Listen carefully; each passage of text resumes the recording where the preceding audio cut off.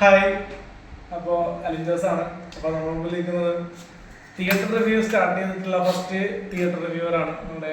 അല്ലാതെ പേര് കണ്ടിട്ട് കുറെ നാളായി, വളരെ തിരക്കിലായാലും വളരെ ലക്ഷങ്ങൾ ഉണ്ടാക്കി മുന്നേറിക്കൊണ്ടിരിക്കുകയാണ്. മുന്നേറി കാണിക്കുന്നത് പിന്നെ വളരെ BA-ക്കാണ് മാർക്ക് കാണിച്ചു, പാസ്സായി. എല്ലാവരും വളരെ കളിയാക്കാൻ അത് വെച്ചാണ് ഒരു വളരെ.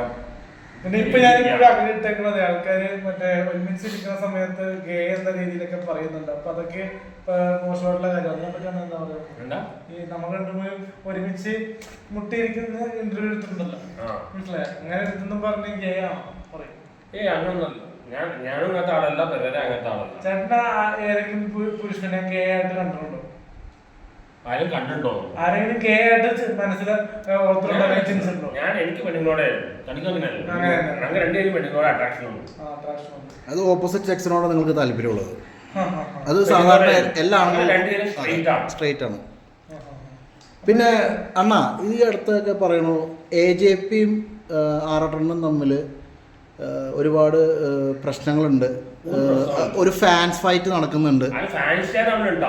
മമ്മൂട്ടി മോനെ പോലെയാണ്. മമ്മൂട്ടി മോനെ പ്രശ്നമില്ല, ഫാൻസുകാർ അവിടെ പ്രശ്നം. അതല്ല,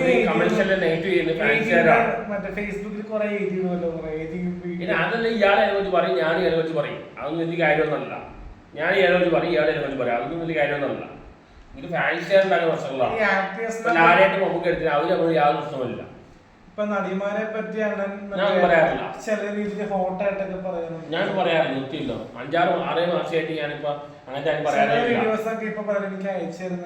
ഞാൻ നിർത്തി, ഞാൻ നിർത്തി. ഞാൻ നടിമാരെ കുറിച്ച് ഞാൻ അങ്ങനത്തെ കാര്യം ഇപ്പൊ പറയാറില്ല. ഇന്നാള് നമ്മുടെ സിദ്ദിഖില്ലേ സ്റ്റേഷനിൽ പരാതി കൊടുത്തിട്ട് ചേട്ടനെ വിളിപ്പിച്ചെന്ന് പറഞ്ഞല്ലോ. സിദ്ദിഖ അതെ, ചേട്ടനെ അറസ്റ്റ് ചെയ്തിട്ടുണ്ട്. ആണല്ലേ?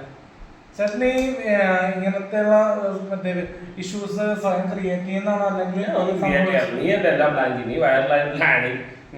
ഓരോ ദിവസം രാവിലെ എണീക്കുമ്പോ നീ പ്ലാൻ ചെയ്ത്, ഞാൻ ഒന്നും പ്ലാൻ ചെയ്യുന്നില്ല. മീഡിയക്കാരെ ഓടിച്ചതാണ്. എന്നോട് പോലീസ് പറയുമ്പോൾ ഞാൻ പറഞ്ഞു, ഇയാളുടെ ഭ്രാന്ത് വിളിച്ചപ്പോൾ ഞാൻ റിയാക്ട് ചെയ്താ. ഞാൻ ടിക്കറ്റ് എടുത്ത് കാണിച്ചപ്പോൾ അവരോട് കയറി കണ്ടോളാൻ പറഞ്ഞു. ഒന്നും സംഭവിച്ചില്ല. പിന്നെ ഞാൻ ചോദിക്കുന്നത് ഞാൻ തിയേറ്ററിന്റെ എന്തുകൊണ്ട് അങ്ങനെ പറയാം, പുള്ളിക്ക് പ്രശ്നങ്ങളുണ്ട്. സിനിമാക്കാരെന്തെങ്കിലും പറയാം. എന്ത് വാട്സപ്പ് രണ്ട് പെണ്ണുങ്ങളായിട്ട് ഗോസിപ്പ് വരുന്നുണ്ട്. എനിക്ക് പെണ്ണില്ല, എനിക്ക് പെണ്ണുങ്ങളായിട്ട് എടുക്കില്ല. മറ്റേ നമ്മുടെ പ്രിയ കഴിഞ്ഞ ദിവസം വാലന്റൈൻസ് ഡേയില് അങ്ങനെ പ്രണയിക്കുന്നു പറഞ്ഞു യൂട്യൂബ്. എനിക്ക് ഒന്നുമില്ല. ട്രാൻസ്ജെൻഡർ കേസോടെ എനിക്ക് മതിയായി. ട്രാൻസ്ജെൻഡർ കേസോടെ എനിക്ക് മതിയായി. പ്രിയോട് എന്താ പറയാനുള്ളത്? ഒന്നും പറയാനില്ല. പേടിയാണോ പറയാനായിട്ട്? അല്ല, വേറെ നല്ലൊരാളെ കല്യാണം കഴിച്ച് ഹാപ്പി ആയിട്ട് ജീവിച്ചു. എന്റെ വിഷയം ശരിയാണോ തെറ്റാണോ? അങ്ങനെ താല്പര്യം ആ കുട്ടിയുടെ ഞാൻ